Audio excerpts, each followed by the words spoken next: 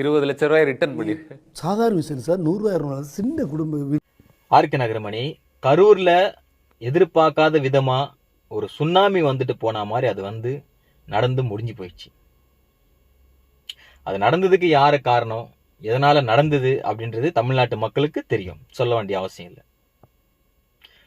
ஏற்கனவே வந்து அவங்க துக்கத்துல இருப்பாங்க, திருப்பியும் வந்து அதை பத்தி பேசி வீடியோ போட்டு அவங்களுக்கு ஞாபகம் வர வச்சு கஷ்டப்படுத்த வேண்டாம்.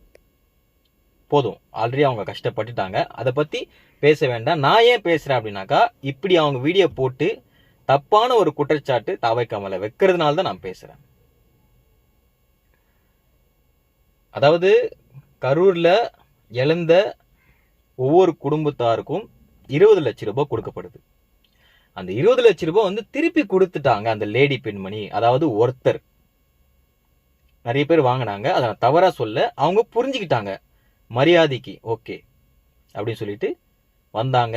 தளபதி மனசை புரிஞ்சுக்கிட்டு வாங்கினாங்க, அது தவறுன்னு சொல்லலை. ஸோ இந்த ஒரு லேடி பெண்மணி மட்டும் ஏன் வாங்கல அப்படின்றது ஒரு கேள்விதான் இப்போ எழுப்பப்படுது.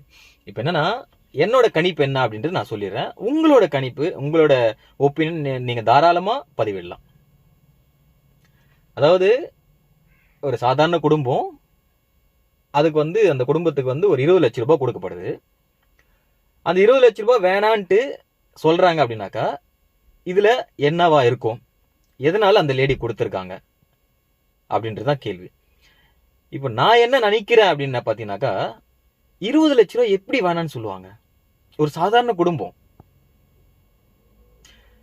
அப்போ 20 லட்சம் ரூபாய் வேண்டாம்ப்பா, உனக்கு 30 லட்சம் ரூபாவா கொடுக்கிறோம், கொடுத்திருந்தால் நடந்திருந்தால் அப்படின்றப்போ 20 லட்சம் ரூபாய் ரிட்டர்ன் போயிருக்கலாம் இல்லையா? இதனால கூட 20 லட்சம் ரூபாய் ரிட்டர்ன் போயிருக்கலாம் இல்லையா? ஸோ மிரட்டல் வந்திருக்கலாம் இல்லையா? இல்ல 20க்கு மேல 30 கொடுத்துருக்கலாம் இல்லையா? நடந்திருந்தால் சொல்றேன். ஸோ அதுதான், நீங்க என்ன நினைக்கிறீங்க அப்படின்றது கமெண்ட்ஸை சொல்லுங்க.